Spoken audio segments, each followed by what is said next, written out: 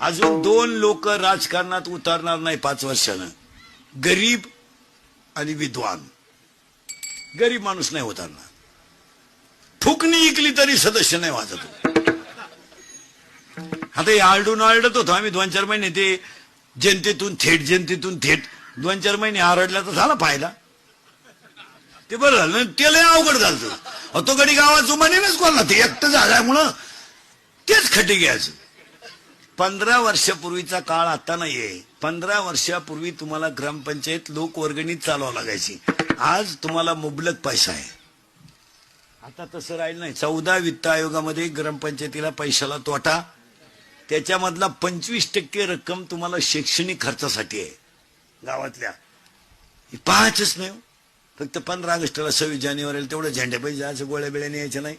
आणि 4थीच्या पोराला इंग्रजांची भाषणं सांगायची.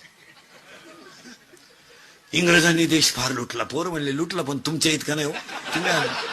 त्यांनी देश लुटला पण तुम्ही गावातच घरात घर ठेवलं नाही. 4-5-20 आणि भाषण करणाऱ्यांना सांगून होतो, आलंय 26 जानेवारी, आता तुम्ही अगोदर गोळ्या वाटा, नंतर भाषण करा, मग कळलं भाषण काय तुम्हाला. ही पोरं कशामुळे गुंतल्या? गोळ्यांमुळे गुंतल्या. नाही तर पोरांना काय गेलं, इंग्रजी येऊ नाही तर त्या घरात घुसू, काय गेलं.